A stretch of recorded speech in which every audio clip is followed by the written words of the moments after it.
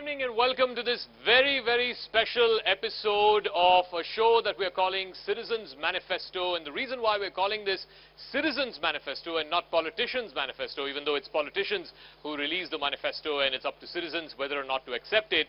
The reason why we're calling this Citizens Manifesto is because this is truly about the citizen. This is a one-of-a-kind show where we're cutting out the politics and we're cutting out the politicians. We are directly speaking to the citizens. And today we are in the beautiful city, the seaside city of Chennai, which of course is a crucial state, Tamil Nadu, 39 seats plus one in Puducherry. In both 2004 and in 2009, this state virtually decided who ruled in Delhi.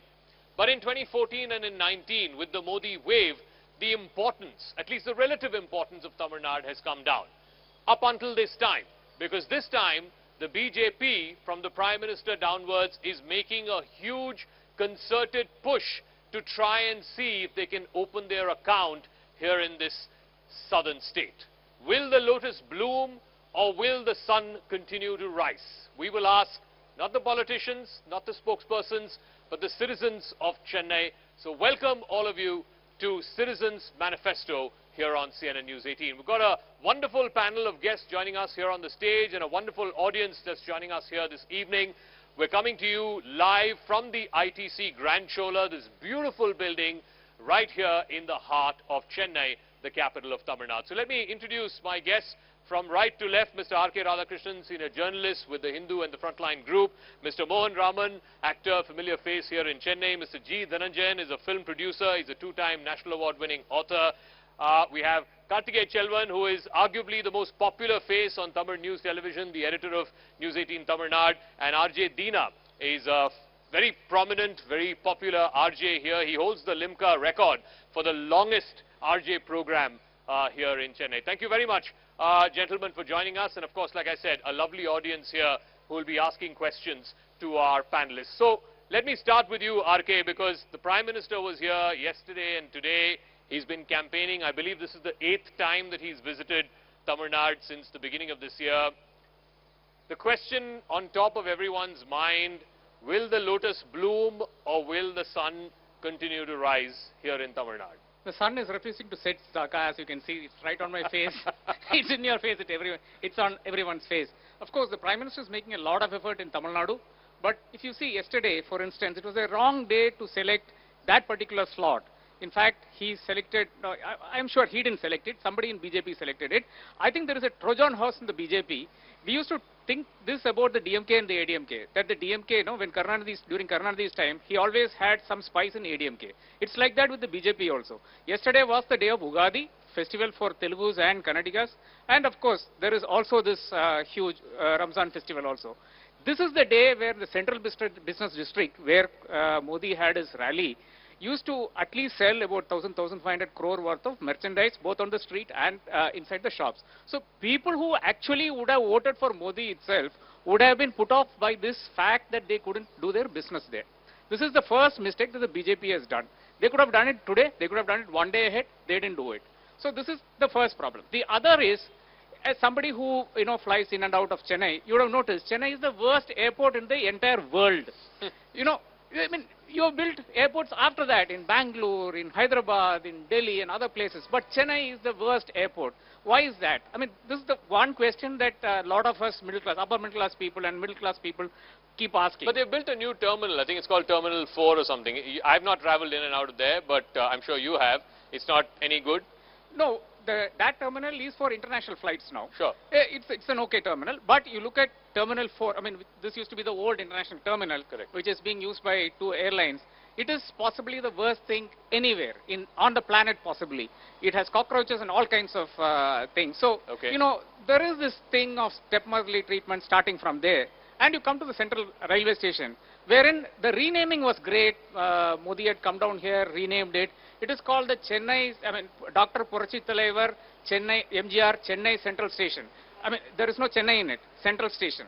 Now, there is no problem much in the station at all, but the number of trains have not increased over a period of time, and people are put to great difficulty. This is the central part of it. The state, of course, did this huge mistake of shifting the entire bus terminus from Coimbatore to some place called Kilambakam, which is very, very far away from Chennai itself. city. So, transportation-wise, if you look at it, central government -2, Tamil Nadu government -1. So, DMK, the sun is still shining. So, Mr. Mohan Raman, I'll get to the specifics in some time. We have 45 minutes on the show. But the broad picture that's being told, at least the media seems to have this impression that, you know, for the last 40, 50 years, the politics of the state has oscillated between DMK on the one side, ADMK on the other side, and that this is the perfect time for a third alternative. Is it? It was always a good time to have an alternative. Let's not beat about the bush. Just as there is always a good time to have a strong opposition, either at the center or at in the state level or even at the level of a municipality or a corporation. Tamil Nadu, was it ripe for it? That is the question. Now, to go back to the analogy, and since the sun is also shining on my face, you have to view it this way. Both the lotus and the two leaves need sun to stay alive.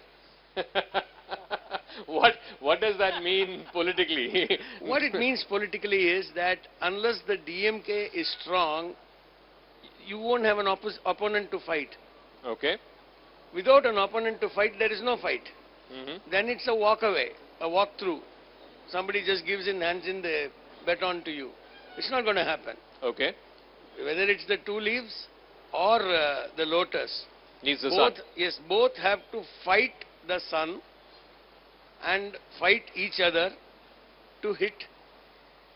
Now, well, the question is also, are the lotus and the two leaves a part of the same stem, or are they separate? It was. It was. It was. In my opinion, had the lotus and the two leaves remained as one plant, they would have given a run for the money to the sun because the 3-year anti-incumbency, whatever votes are coming, would have all gone to one person. Okay. Now it's going to be divided. Okay. So, how does it work? Okay. So let me ask Mr. Dhananjay. I think RK had a point that, look, there are concerns, civic infrastructure, for example. I'm coming back to Chennai after, I think, 3-4 years. One of the main arterial roads where I'm staying, the hotel that I'm staying happens to be there. The Nungambakkam High Road is now all kinds of mess. I mean, one half is one way, the other half is another way. So there are problems. It's not like citizens in the city and the state don't have problems. But why is that not manifesting in the politics of the state? Let me explain, all this, whatever you are witnessing because of the metro construction which is happening across the city. You go anywhere, you are stuck, you are diverted here or there because metro is coming up. Once the metro comes up, definitely it's going to be a beautiful city to travel. Okay. I do not share RK sir's opinion about International Airport of Chennai. I keep traveling. I love the airport. It's very simple. Not having so much of people.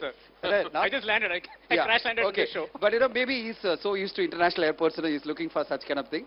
But all that I'll say is, I lived in Mumbai, I lived in Hyderabad, Bangalore, and Chennai. I'll tell you, Chennai is the best in terms of anywhere you want to go. What is so anywhere you want to go, you can go in 30 minutes. Okay? It will not take more than 30 minutes. Once the metros come up, it's going to be the fastest reach anywhere in the city because it's a very circle city. Okay. So who would you credit that for? Would the credit go to the state government, the central government? Both the governments. Both the governments are definitely trying to do their best. But coming to the politics of this whole thing, about whether lotus or two leaves or DMK. We are talking about sun, rising sun. But I can tell you one thing: we have to definitely give the credit to lotus for the kind of fight they are giving in the state, which was not there earlier. If you look at it 5 years back, Lotus was not pretty aggressive like this. They are very aggressive. Across Tamil Nadu, they are trying to put their footprint and they are trying to corner, even if they corner 15% vote. It's a phenomenal achievement for a party which is completely said as competing with Nota. Okay. If you look at it earlier, all the elections, everybody used to comment that, this party will score votes lower than Nota. Now they are not going to talk. So you're saying even if they don't win a single seat, if the BJP improves its vote share to double digits, that in itself is a victory. In any case, BJP is not planning only this parliament election. This is a long-term plan. Their target is 2026 and 2029. 29, if they are going for one nation, one poll, their target is 2026 and 2029. But they are not going to find it easy in Tamil Nadu. Today we are talking about four-corner fight right now.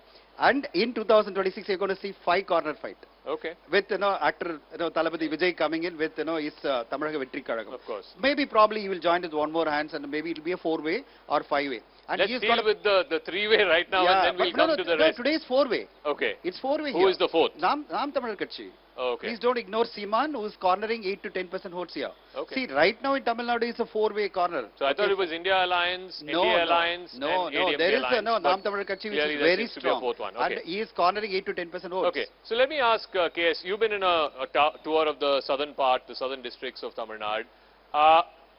Why has the BJP found it so difficult to open its account? Of course, they've had an MP before, they've had a minister before. I think in '99 they had 4 MPs. But it's almost like this is the last frontier, right? It's like Steve Waugh's Australian team, coming 20 years ago and trying to conquer the last frontier. Why has the BJP found it difficult to, make inroads in this state? See, as all others said, like BJP's, we can't compare BJP with Nota for sure. But the problem is, in Tamil Nadu, still the fight is between DMK alliance and ADMK. Of course, BJP has formed an alliance here. It formed an alliance in 2014 itself. 19% they got, and with the support of DMDK, Mr. Vijaykanth was alive. In this election, it's a 4 corners contest, definitely. Mr. Seeman is also, going to get significant vote share. Not less than 7% or 8% he will get. And he's Nam Tamil is the only party which fielded 40, candidate for all 40 constituencies. And ADMK, next 33 constituencies, ADMK's, symbol will be there. So I think this is a contest for 2026 for opposition. Not for, for both ADMK and BJP are eyeing for 2026. And their game plan for this election is also, they formed an alliance. Mr. Anbumani, we can take his interview to News 8 in Tamil Nadu. He said, he's clearly said, our alliance will continue for 2026, and we are for alternate politics of Dravidian parties. Okay. So he has joined BJP. Mr. Annamalai also said, we'll form a government in 2026 under the leadership of BJP. That is the main point where ADMK, took the decision to keep away from NDA. Okay. So for ADMK also, 2026 is the biggest thing. For this election for Edapadi, he has to prove his vote share. This is the first election after he became General Secretary of the party and retained the symbol. So this election will be an acid test for Edapadi Palaniswamy, not for seats, but to retain the vote share of ADMK. That he is going to, largely he will be, he'll get it, I think. Is it true when they say that if the BJP has to grow in Tamil Nadu, it has to be at the expense of the ADMK, that the vote share of the ADMK has to come down and that vote has to transfer to the BJP? Yeah. Do you see that happening? Yeah, of course. That's why Mr. Edapadi, decided to keep away from NDA, to quit NDA, because already they have seen some erosion in the vote share of, largely they are going to BJP in the rural, even in rural Tamil Nadu. It's not a big number, but it's significant. Okay. So Mr. Edapadi also realized it, and keeping separate alliance. But in my experience, I have been, I have covered southern part of Tamil Nadu in this election, also in west. BJP alliance will get a considerable number of votes in southern part of Tamil Nadu and of course in western part of Tamil Nadu. With the support of Patali Makkal Katchi, this PMK, they are likely to get some good vote share in northern part. But number of seats, I don't think, because divided opposition is the key factor here. Okay. So even if they don't win seats, if they increase vote share, which seems to be the consensus among our panelists, that would be considered a win. But we'll see. But I do want to ask RJ Deena, let's leave aside the politics. I mean, what about the citizens? The citizens are complaining, whether it's the water shortage, whether it's the traffic problems. I know the government can't control the weather, but, that aside, the point is that have people's lives improved in the last 5 years or 10 years or even the last 15, 20 years? Because that's the question that's being asked, and the BJP is trying to pitch itself as, oh, look at what we're doing in Uttar Pradesh, look at what we're doing in other states, wherever we have a government, the lot of the citizens has improved, whereas in other opposition-ruled states it has not. Is there any truth to that? So I don't know how to say it, actually. Every 4 or 5 years we face the flood. Yeah. We struggle a lot. Correct. And we always think about, short-term solutions. We are not thinking about the long-term solutions. So we need to have the visionaries who can think about the public, and the common citizens are going to vote for them. And they have to think about their work. So how I'm going to improve my citizens' lifestyle, how I can uplift them. They're not thinking about that actually. That is the issue. And see, now you see a lot of chaos is happening in the Chennai or around the Chennai or Greater Chennai. Because of the metro work, a lot of infrastructure work is going on. So we are all struggling. We are going through a lot of everyday chaos. But are people not angry about it? Are people not saying, okay, metro will come in 25 or 26 or 27, whenever it will come, but I have to put up with this every day, every morning to office and back? See, our angry also only short time only. So you only the momentary. You suddenly you go put one post on the social media, then next day you start doing your own work. You never bother about what is happening. It is like in these elections also. I think it's like IPL match. No, once IPL gets over, no one thinks about which team they played, which team they won. Okay. It's like whichever the party comes, people are thinking that no, any party comes to the power, they are going to do something for the citizens of this country. The manifestos, whatever they show, right? No, it's all momentary, I believe so, because to attract the voters. If really they are the visionaries, they have to think about what for the people who voted for me, and what I have to do. If they think genuinely, like probably the tax money, what they collect, they have to put it back to the society. Okay. But still we are doing the same thing. The vehicles have increased, roads have broadened up, but people's life remains same. That is what I say. There is a tax issue which I'll come to. I mean, there is a familiar narrative here that the amount of tax that's collected from either this state or other southern states, a due share is not being given back to them. But I'll come to that in 1 second. We have our lovely audience here, so I want to ask some questions from the audience. Purnima is our Chennai reporter. She interviewed the Chief Minister yesterday. You have a question to our panelists on what is going to be the #1 issue in this election? You know, so the BJP has set a lot of narratives for this election. One is Kachativa, one is calling the DMK anti-Hindu, and the Sanatana Dharma remarks. Do you think that will actually backfire for the BJP? Not really. See, the problem in Tamil Nadu happens to be livelihood issues, is money coming here. I mean, there is an extremely politically aware, section of the people here. And it is not just 20% of the population or 30% of the population. It's nearly 70% of the population. So that is the critical issue here. So if you do not deliver, like for instance, you make a promise, you come here, you lay a foundation stone for the All India Institute of Medical Sciences and go back, and work doesn't happen for 6 years or 7 years, only a perimeter wall is raised, that will always remain in the minds of the people. In 2021 election, this was an issue. Udaynidhi went around taking this one brick and saying that Modi didn't deliver on his promise. Stuff like that has become an issue. Kachativa, again, Kachativa was a wrong issue to go after. Somebody, misled the PM. The brief was wrong. Kachativa and the fishermen's issue are not related. Most people in Tamil Nadu know this. Unfortunately for the BJP, the fishermen also know this. Now, that was a wrong issue to go after. Kachativa, taking back Kachativa is a sovereignty issue. That's a different thing altogether. But conflating that with the fishermen's issue hasn't really worked. Again, Sanatan, that also does not work in Tamil Nadu because of the kind of, see, they're taking some clip from, say, A. Raja or, Kanimani or Udaynidhi and talking about it. Now, people in Tamil Nadu realize that there's a larger context to all these speeches. It was a Sanatan conference where Udaynidhi was speaking. Of course, he can be hauled up for that. Of course, he can be asked questions for that. He can be put into great discomfort.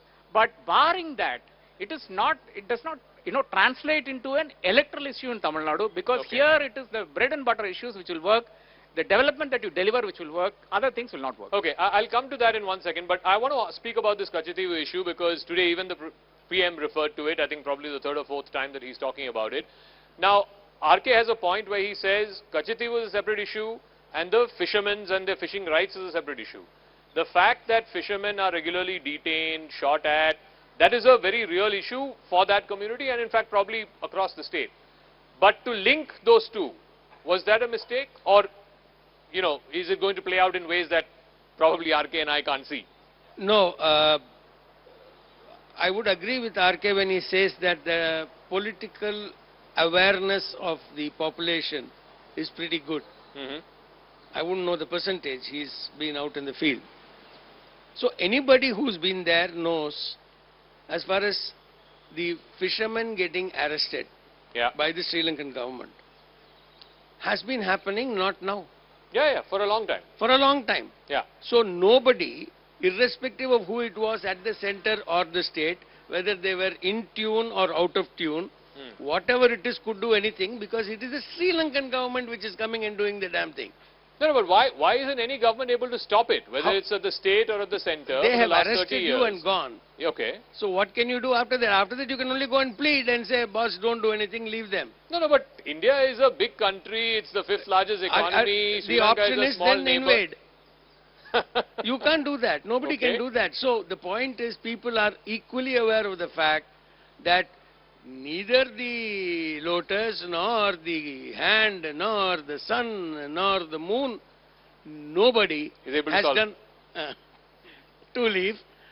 Nobody has been able to solve this issue.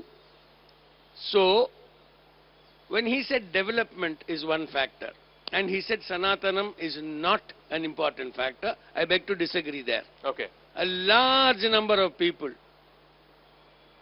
who are otherwise who would not have gone and voted, people in their 75, 80, 85 are hurt By the comments. by the comments. Okay. So they will go and put their vote at least against The a comments that party have which been has made Okay. such comments. Okay. Who will it go to? I don't know. Sure. But the fact is, yes, it hurts. If he says it won't affect electorally, maybe not in the overall Sure. large space, but I have spoken to a lot of people, including people like cab drivers and all that. They are irritated. Sir, no, all said and done, they shouldn't have said this about our God or our whatever.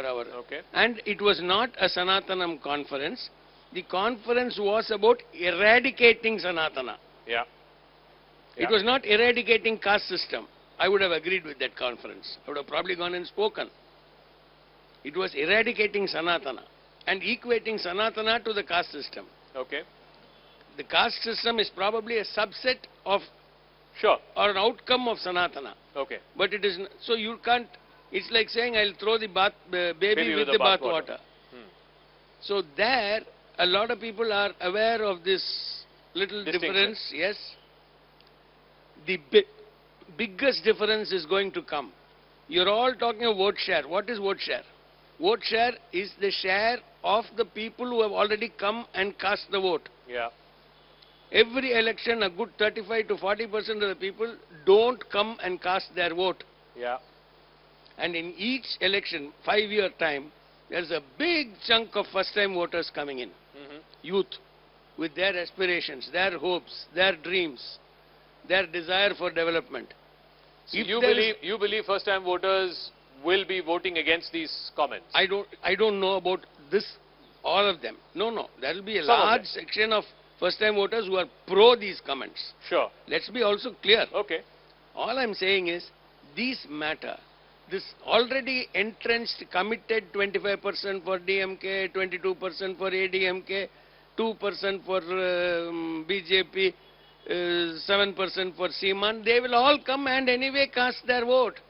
Then who makes the difference?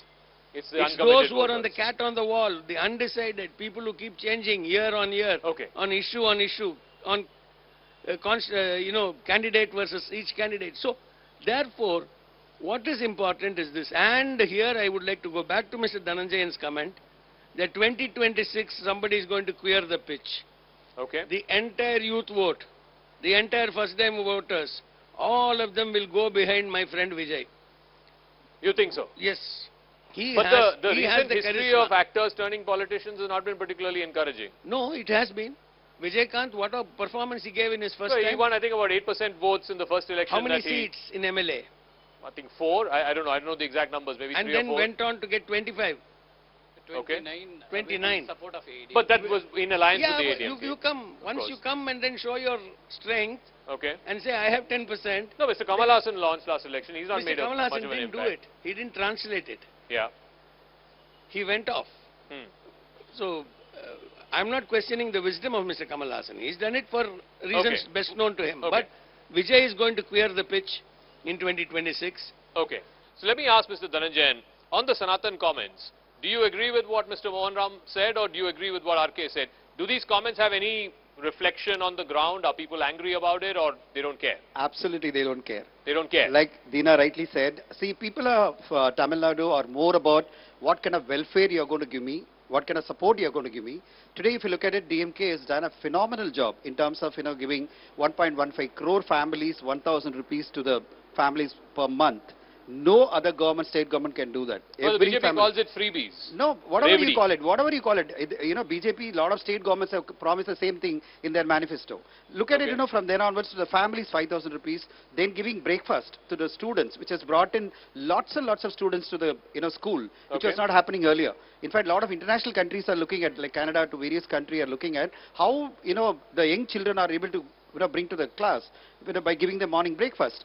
From then onwards to so many welfare schemes. Tamil Nadu, historically, I'm talking about from 1960s, when Kamarajuru was started as a CM, he very clearly said that education is the only way you can bring in change in this country, in the state. And that can be brought in only by giving them, midday meals. Basically, like students are not coming to the school because they are not getting food.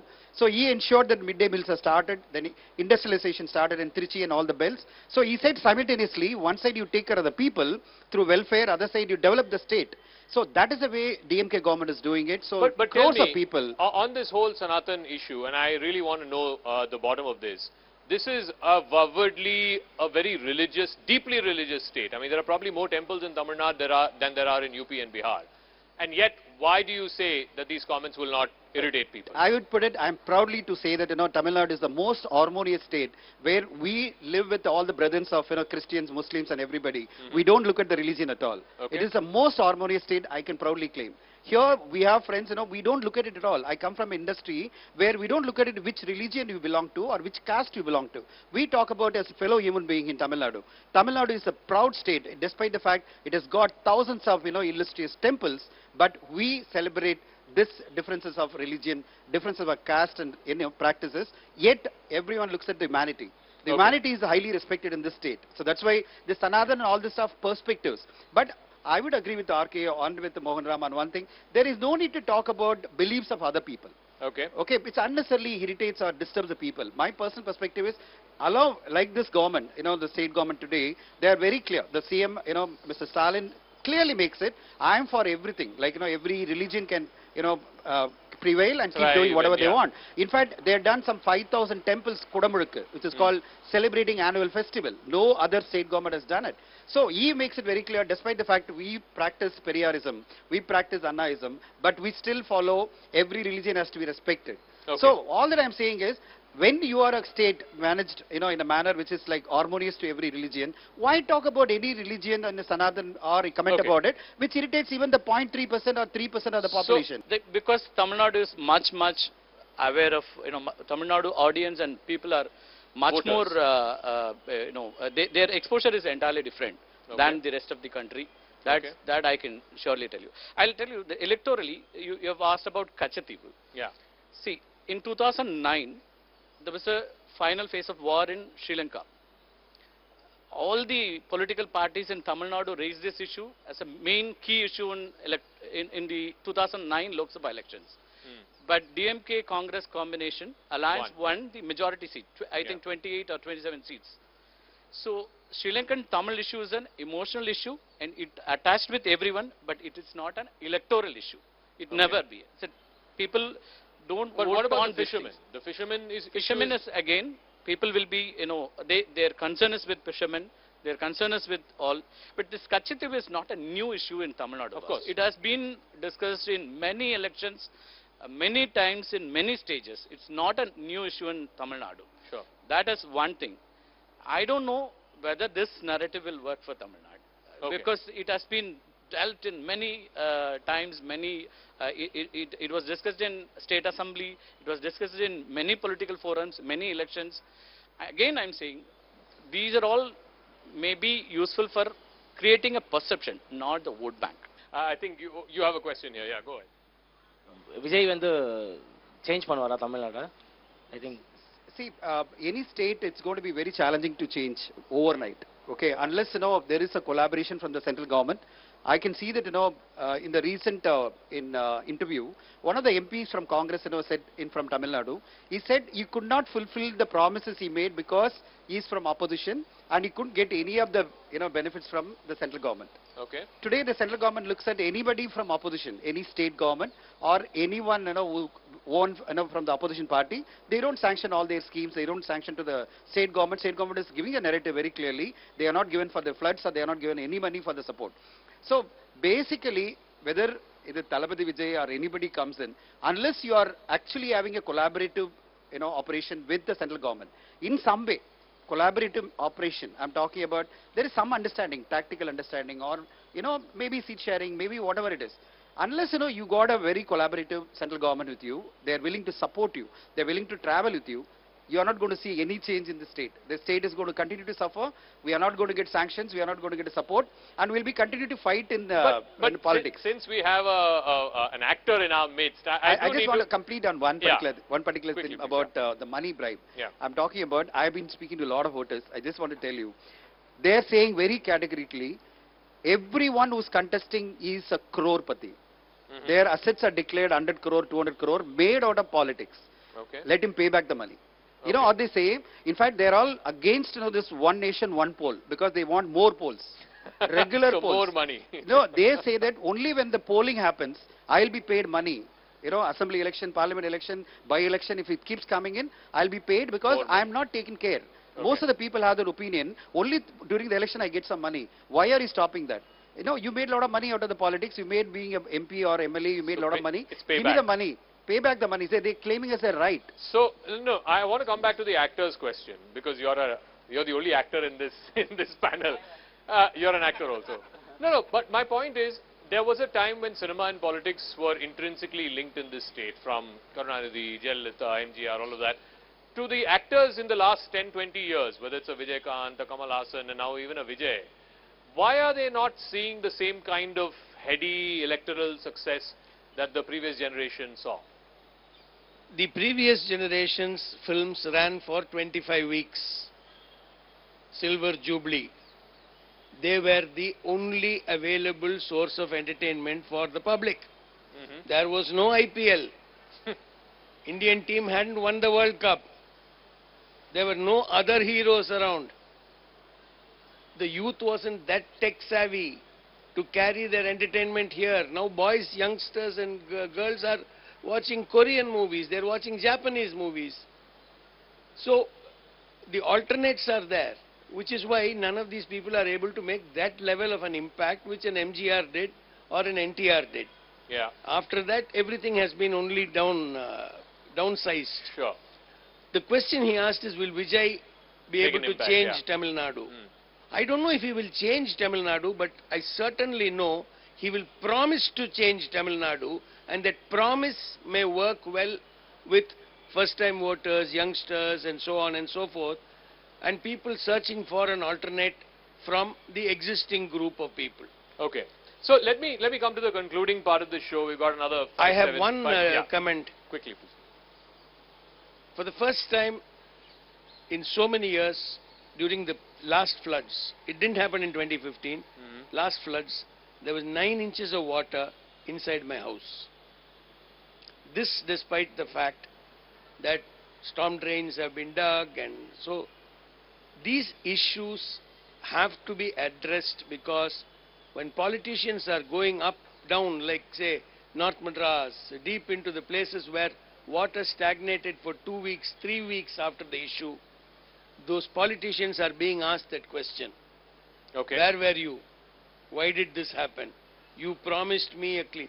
So whenever anybody comes, whether it's Mr. Vijay or anybody else, they can't just promise and get out, which is why I think a promise like breakfast in schools and 1,000 rupees to a lady, these things work because these can be delivered and the ladies know, I've got it.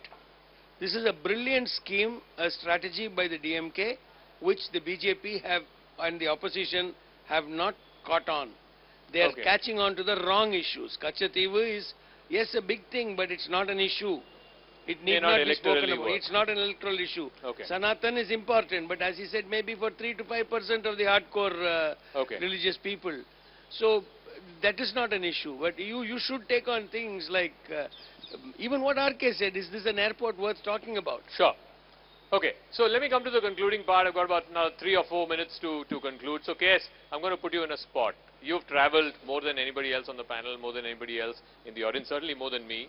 How do you see Lok Sabha 2024 playing out in Tamil Nadu? It's always been a state that has given, you know, unidirectionally. Last time DMK won 38, the time before that ADMK won I think 36 or 37. Do you see a sort of a wave in one direction in this election as well? Of course, 9 more days for Tamil Nadu. As of now, in my observation, 30 seats are clear victory for DMK front, and 10 will be, you know, in this 10 days, people will decide. There are 3 cornered contests in few constituencies like Theni, Ramanathapuram, or Dharmapuri, even in Tirunelveli. So these places we have to wait and see. 30 will be for... so in this race to be number 2, who will be number 2? That we have to... in terms of vote share, it is likely to be ADMK. In terms of vote share. I am talking about individual parties, not the alliance. Individually, ADMK is likely to retain the 2nd position as a vote share. We don't know about the number of seats. And my one... Yes, boss. Just a question for him. 21 seats, 22 seats is what both the BJP and the DMK have stood fighting. Yeah. So their alliance partners, how they perform is going to be of great importance. Whereas the ADMK is standing in more than 30 seats. 33. So there will be a straight contest, better opportunity for the ADMK than these 2 parties. Sure.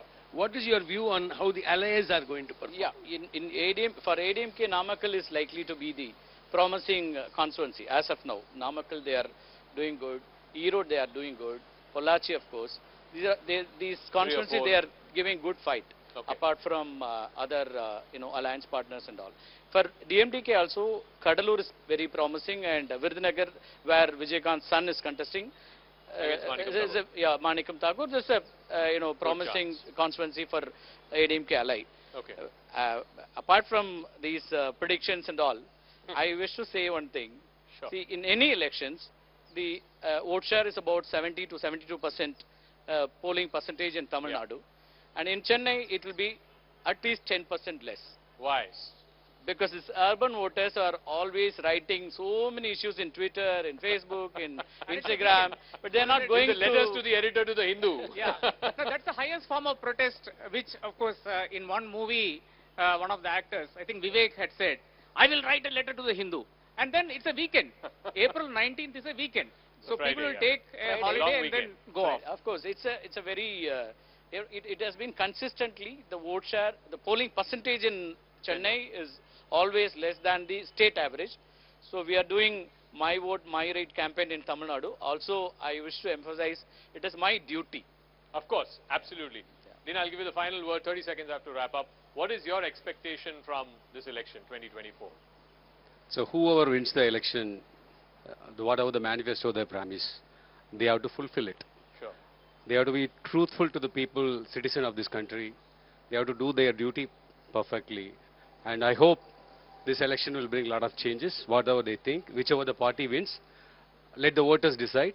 Like, no, all I need to tell to the citizens, as Selvan sir said, only 60% of the people or 56% of the people, Chennai voters, are going and voting. Yeah. Rest of them are sitting at home. It's a holiday. Can I watch something in the OTT? Instead of watching OTT, better you go and do your vote. Your vote. Okay, we'll leave it at that. I think that's a nice note to end this show on, and that's the emphasis of the Citizens Manifesto.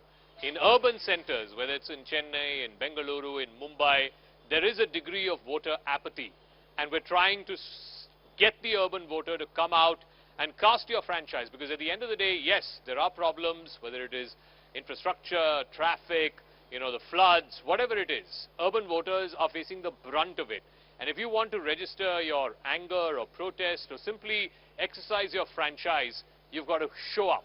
You've got to come out and exercise your vote. So that's our appeal as we close the Citizens Manifesto show, the first episode live from Chennai. Thank you very much to this lovely guest panel here. Can we have a round of applause? And to our audience here, And of course, the organizers here at the ITC Grand Chola, from me, Zaka Jacob, and the rest of the CNN News 18 team, thank you very much for tuning in. Good night.